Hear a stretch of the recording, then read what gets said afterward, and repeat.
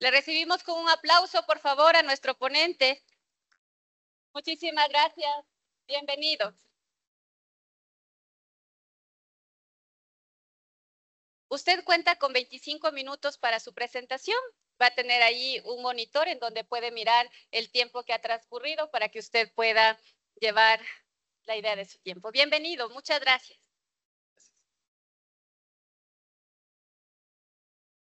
Hola. ¿Sí funciona?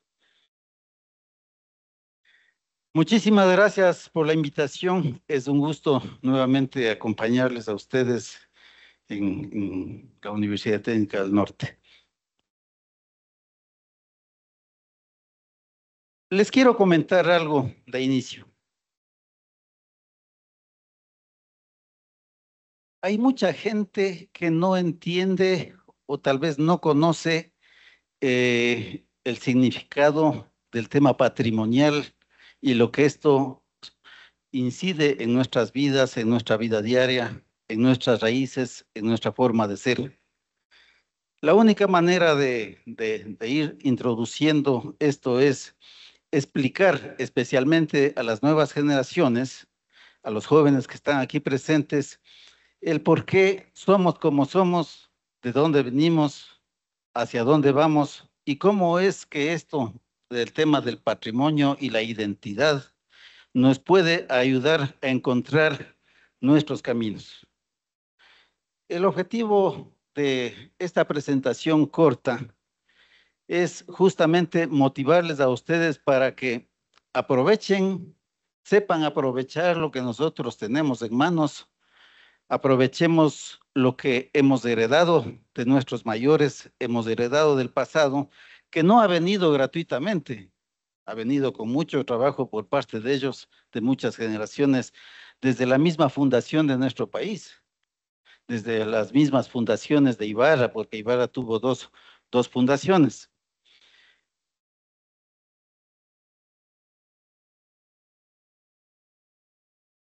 Y es importante hablar de esto porque la base cultural de nuestros pueblos está justamente en los temas patrimoniales. Yo quiero, antes de continuar, pedir que levanten la mano los orgullosos carchenses que están en esta sala. Ya. Los imbabureños, ¿eh? Los pichinchanos. Miren, es una muestra muy interesante de la mezcla de coterráneos que tenemos aquí provenientes de diferentes provincias. Y esto define mucho lo que somos nosotros. El carchense es muy carchense, tiene sus propias características, su propia forma de hablar, ¿no? Existe el diccionario de la Real Academia de la Lengua Pastusa, por si acaso ustedes no lo sepan, que fue publicado por uno de los GADS del Carchi hace mucho tiempo, y el carchense es muy orgulloso de ser carchense, y lleva eso en su corazón a donde quiera que vaya. Igual sucede con el imbabureño, igual sucede con el pichinchano, no se diga con el azuayo, el tunguragüense, ¿no? Bueno, de los costeños no se diga, los guayacos son muy guayacos, ¿no? Los esmeraldeños son muy esmeraldeños. Los que prácticamente no tienen mayor identidad ni raíces son, por ejemplo, los de Santo Domingo de los Áchilas, porque es una región que se generó en las últimas décadas, ¿no? Entonces, cada una de estas regiones tiene historias, ¿no? Y tiene su historia. Las historias son las historias ciudadanas, las historias de las familias, las historias de cómo se fueron generando los orígenes de esas tierras, ¿no? Y cada una tiene costumbres, tiene tradiciones que las han escrito. Hay personas que se han encargado de escribir, de recoger esas historias y tradiciones, y es importante que cada uno en su identificación sepa de dónde es, por qué es así, cuál es su raíz, cuáles sus costumbres, cuáles sus tradiciones, que son muy diferentes, las del carchense que las del lojano, por ejemplo. Son muy diferentes las del imbabureño que las del manabita.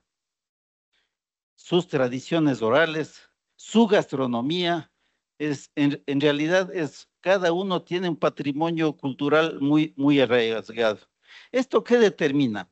Determina las semejanzas y las diferencias que tenemos entre nosotros. También determina las semejanzas y las diferencias con otros ciudadanos de otros lares. Nosotros no somos iguales que los japoneses, ¿sí? Los gringos no son iguales que que los europeos, a pesar de tener sus raíces ahí, ¿no? Y esto determina nuestra razón de ser, nuestra razón de vivir, nuestra razón de existir. Todo esto explica lo que somos, explica cómo es que somos nosotros, ¿no? Y explica que de alguna manera esto orienta a nuestra valoración como individuos y como sociedad. Esta es la importancia de todo esto porque esto tiene que llevarnos hacia algún lugar, ¿no? Y tiene que llevarnos hacia el mejoramiento como individuos y como sociedad. Si nosotros no pensamos en que el tema de nuestros orígenes, nuestra herencia cultural, no es una base y una piedra angular para definir nuestro futuro, pues estaríamos desconociendo la historia y estaríamos desconociendo las oportunidades que en el futuro tenemos. No es raro mirar, por ejemplo, en estos tiempos, cómo es que mucha gente emprendedora, por ejemplo, ¿no?, ha aprovechado su herencia cultural gastronómica para plantar sus negocios gastronómicos. El día de ayer estuve, por ejemplo, visitando Mira y me paré, no dejé de comprarme una botella de Tardón que solamente hay en ese lugar, ¿sí? Y estas cosas son importantes para todos nosotros. Este es un tema de raíces. Esto es importante, apreciados amigos. Quien no tiene y no forma fuertes raíces, ¿no?, personales, identitarias, raíces culturales, ¿no?, difícilmente va a ser un árbol frondoso que eche muchos frutos. Hay gente que se siente Guairapamushka, ¿no? Ustedes, para los que no conocen qué es la palabra Guairapamushka, es simplemente un individuo que viene del viento. Es decir, no se sabe de dónde viene ni se sabe a dónde va. Y eso es terrible. Eso es terrible. ¿Qué tenemos nosotros en nuestra región, en nuestra ciudad, ¿no?, y en nuestro mismo país? Nosotros tenemos lo que se llama primeramente el patrimonio natural, ¿sí?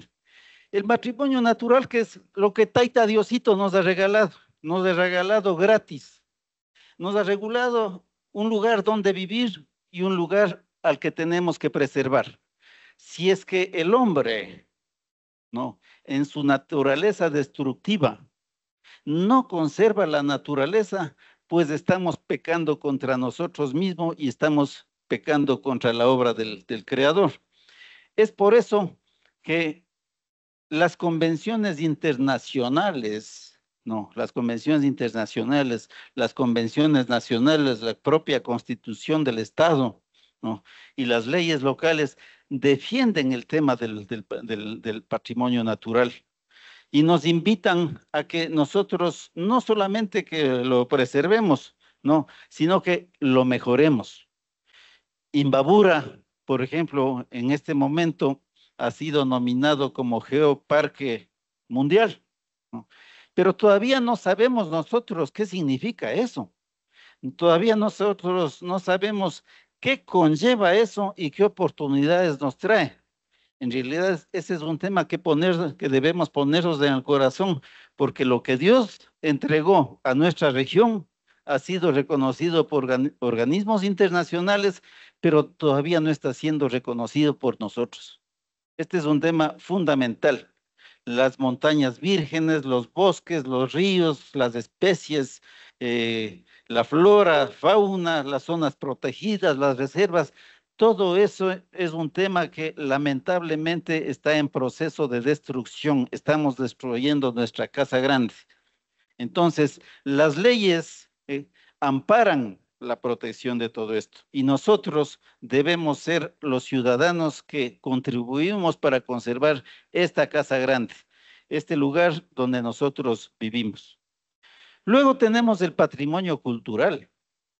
El patrimonio cultural no es más que el conjunto integrador y representativo de bienes y prácticas sociales, es decir, eso explica quiénes somos. Y dentro del patrimonio cultural, ¿no? Tenemos dos grandes divisiones. Uno es el patrimonio material y el otro es el patrimonio inmaterial. Dentro del patrimonio material o tangible, nosotros podemos encontrar todo aquello que hemos heredado, como son los bienes muebles, inmuebles, documentales, bienes arqueológicos, ¿sí? Bienes paleontológicos, que dentro de las normas del país, ¿no? Están plenamente identificados, plenamente clasificados, ¿no? Están nombrados. Sin embargo, no todos están protegidos, que es diferente. No todos están protegidos.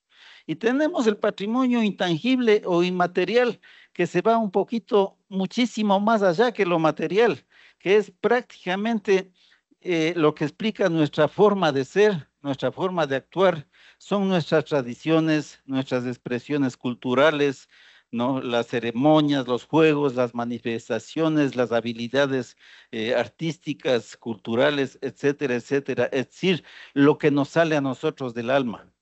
Lo que al artista de San Antonio de Ibarra lo sale del alma para plasmar en un tallado. Lo que al pintor le sale del alma para plasmar en una pintura. Lo que al artesano le sale del alma para plasmar en una obra artesanal. Es decir, todas esas cosas son muy nuestras y son diferentes de las de los chinos, son diferentes de las de los africanos y son diferentes de las de son muy nuestras, son muy nuestras. La ley ampara todas estas manifestaciones. Ahora, de todas estas, les quiero comentar, hay patrimonio, existe patrimonio que está inventariado, ¿sí? El Instituto Nacional de Patrimonio es la entidad de inventariar todo aquello que se debe y se puede proteger. Las cosas reúnen un mérito, lo califican y dice, esto está inventariado. Por ejemplo, el edificio de la gobernación.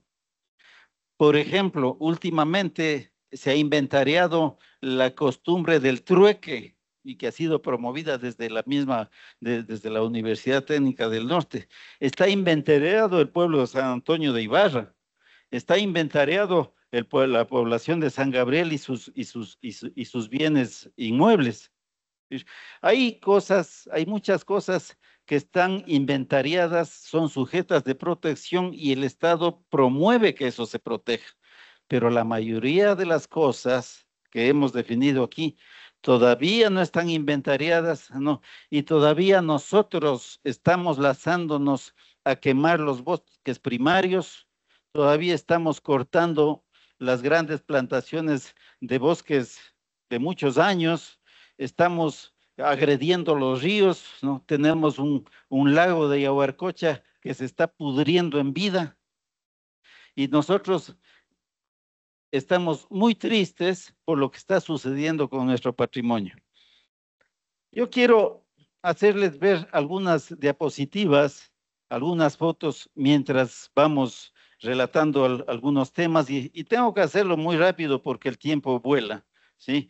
Aquí tenemos una vista panorámica de Ibarra, pero aquí tenemos una vista panorámica de Ibarra, de la Ibarra recién fundada, ¿no? Y esto explica la razón de llamarse Ibarra Ciudad Blanca, porque la blancura de las paredes de la ciudad, ¿no? Que era en ese tiempo una ciudad malsana, obligaba a los habitantes a pintarla de blanco con cal. E Ibarra se le veía un punto blanco, ¿no? Dentro de una pradera verde, por eso se le llamó Ciudad Blanca. Lejos, este criterio muy lejos y lejísimos del tema racista al cual le quieren endilgar. Y esto es importante decirlo. Aquí tenemos, por ejemplo, la construcción de nuestro cuartel, ¿no? En el primer tercio del siglo XX, ¿no?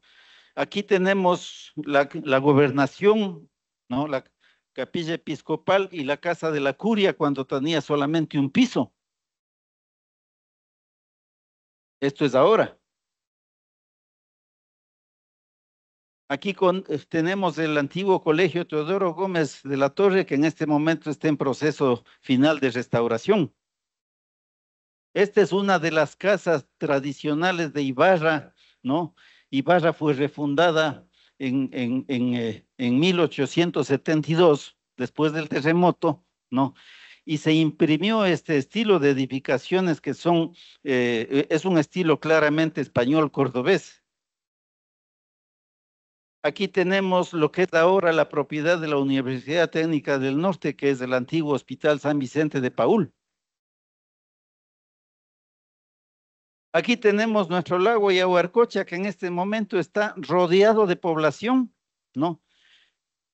Cuyos efluentes de la población van a parar al lago y se está pudriendo.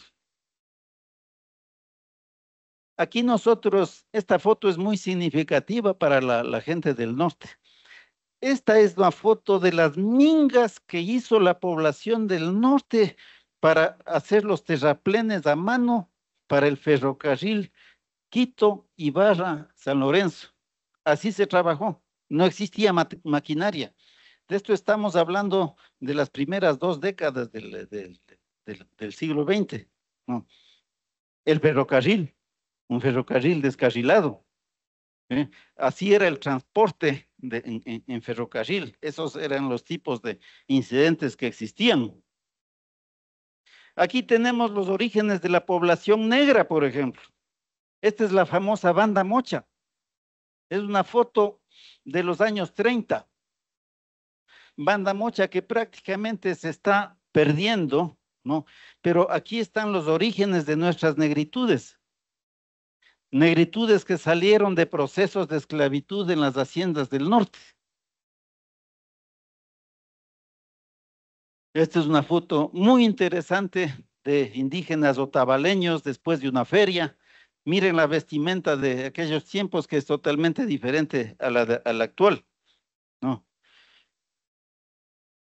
Y en el tema idiomático, aquí hay una lista, por ejemplo, de palabras árabes frecuentes en la cocina del Ecuador. Son nuestras herencias culturales que ni siquiera sabemos de dónde salieron, ¿no? Almud, limón, naranja, son palabras árabes. Son palabras árabes, ¿no? Recordemos que parte de nuestros orígenes está en España, ¿no? Y parte de los orígenes de España es un origen moro, especialmente en el sur de España, ¿no? Son orígenes árabes. Y esas herencias culturales nos han llegado hasta acá. En la gastronomía, pocos son aquellos que no les gusta una buena fanesca. Plato muy ecuatoriano, plato muy ecuatoriano. Y nuestros mayores cocinaban así. Esas eran las cocinas de las abuelas, ¿verdad? Muchas de estas cosas no han logrado irse acumulando en los archivos históricos, pero los archivos históricos, al menos de acá de la región norte, no, son archivos históricos pobres, ¿no? Mucho de la documentación de las colecciones documentales, de las colecciones fotográficas, hemerotecas, etcétera, etcétera, ¿no? Están todavía sueltas en manos de determinadas instituciones y de determinadas familias. Entre paréntesis, yo pertenezco a una de esas familias que queremos entregar al archivo histórico de la ciudad todo un bagaje de documentación. Ahora, ¿qué es lo que sucede con el tema de la gestión del patrimonio? ¿No? ¿A quién le corresponde gestionar el tema del patrimonio? Les corresponde a las municipalidades. ¿Por encargo de quién? Por encargo del Estado central. Existe la Ley Orgánica de Cultura, ¿no? Existen las ordenanzas y reglamentos, ¿sí? Y existen instrumentos locales para la gestión. Es decir, la municipalidad deberían tener nuestras municipalidades y no las tienen, ¿no? Un plan de gestión del patrimonio. Tiene que decir, a ver, todo este patrimonio que tengo inventariado aquí, lo voy a gestionar así en el futuro durante los próximos 5, 10, 15, 20 años. No lo tenemos. Recientemente tenemos, al menos en Ibarra, una ordenanza de patrimonio. ¿Sí? En otras provincias, en otras ciudades, en otros cantones de la región norte, no la tienen. Ojalá la tuvieran y ojalá al menos emularan esta ordenanza, ¿no? La municipalidad debe tener un equipo técnico suficiente y técnicamente solvente para poder controlar todo esto, ¿no? Y lógicamente, esta conservación de recursos cuesta platita, ¿no? Es un tema de que cuesta bastante dinero. Si nosotros miráramos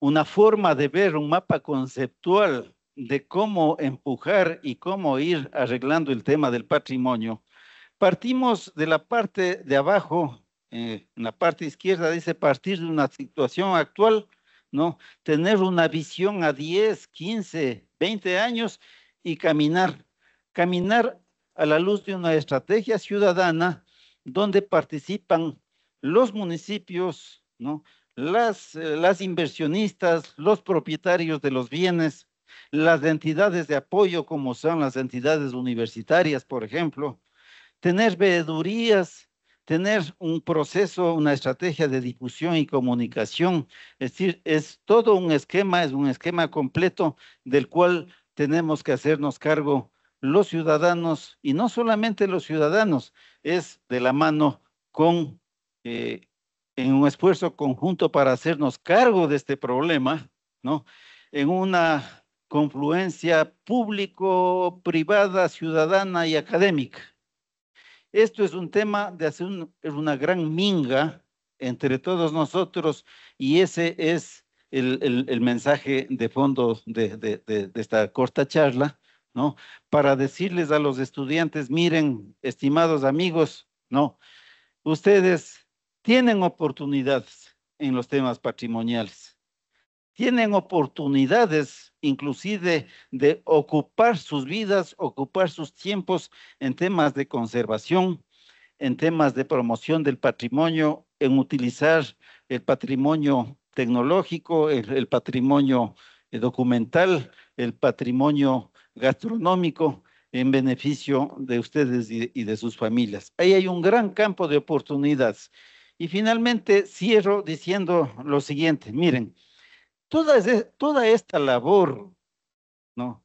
En el tema patrimonial, ¿no? Tiene que aprovechar las ventajas de la modernidad y de la tecnología. Por ejemplo, ya en otras ciudades patrimoniales del mundo, todo el tema de patrimonio está montado con tecnologías. Las tecnologías de drones, la robótica, es decir, todo lo que el conocimiento y la ciencia pueden dar en aplicación al patrimonio. Las universidades son los lugares ideales donde tienen que nacer este tipo de cosas para preservar lo que somos, quiénes somos y ojalá identificar hacia dónde podemos ir. Muchísimas gracias.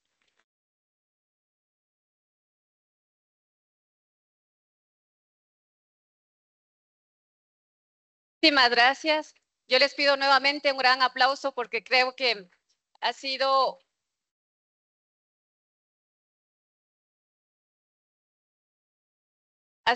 un momento muy interesante, inclusive de reconocimiento para nosotros dentro de nuestra identidad, de nuestro patrimonio. Yo trataba de anotar lo más importante, pero creo que todo lo que usted decía tenía ganas de irlo colocando ahí. Igual por parte del público, hay algunas inquietudes que ellos tienen y que quieren hacerle conocer.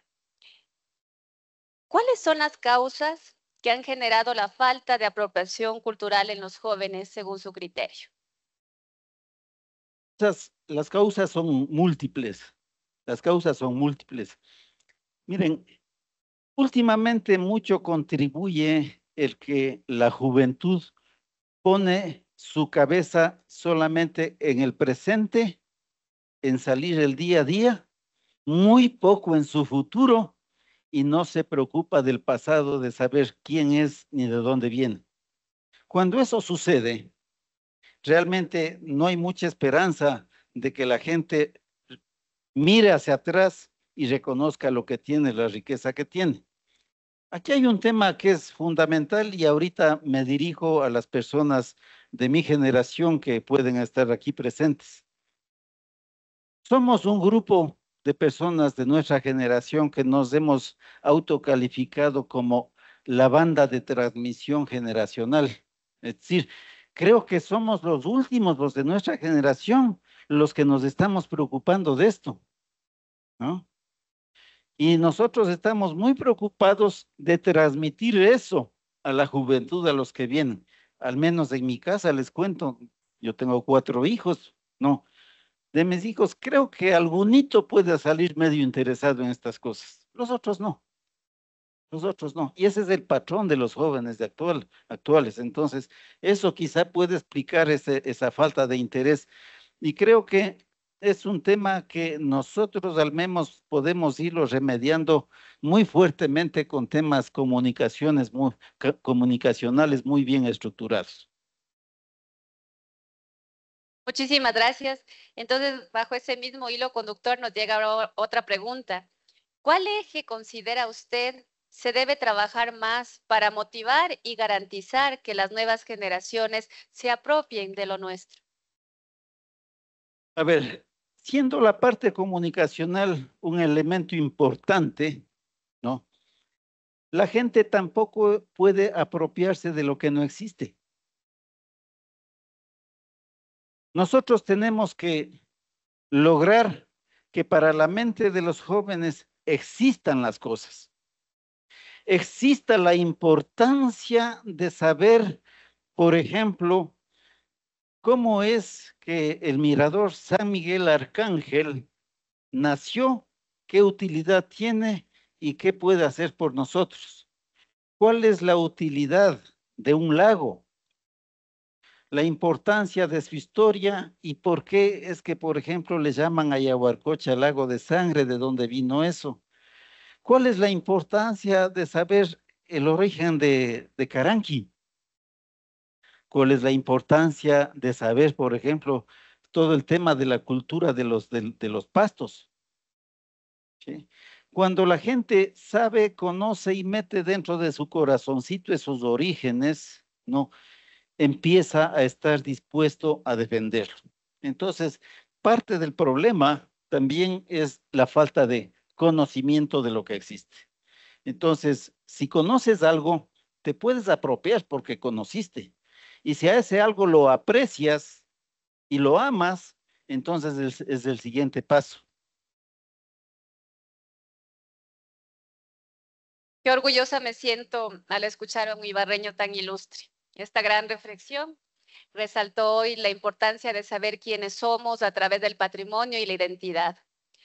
Motivarnos para aprovechar las herencias del pasado que ha sido fruto del esfuerzo de generaciones. Las regiones tienen historias con sus familias. He ahí la importancia de conocer sus raíces, tradiciones orales, gastronomía, ese patrimonio cultural arraigado. Las semejanzas y diferencias. La identidad nos ayuda a mejorar nuestro futuro no desconocer nuestras raíces culturales, no ser un individuo del viento sin saber de dónde viene. La defensa del patrimonio natural nos lleva no solo a cuidarlo, sino a potencializarlo, valorar la fauna, la flora, las zonas protegidas. Debemos contribuir a conservarlo. El patrimonio cultural, por otro lado, nos decía quiénes somos, nos hablaba de lo material e inmaterial. Resaltó con fotografías un recorrido histórico de nuestra ciudad, un recorrido fantástico de reconocimiento e identidad a través de las imágenes, las palabras, la comida. Los diferentes actores públicos, privados y académicos tenemos la responsabilidad de hacernos cargo de transmitir y preservar el patrimonio, con las ventajas de la modernidad y la tecnología. Le agradecemos muchísimo por esto, por este espacio. Queremos hacer la entrega del certificado como ponente magistral de este segundo Congreso TESIE, orgullosos de tenerle aquí y de poder compartir con nuestros invitados internacionales también un poco de la historia a través de su palabra. Entregamos un certificado y un souvenir por parte de la universidad. Muchísimas gracias.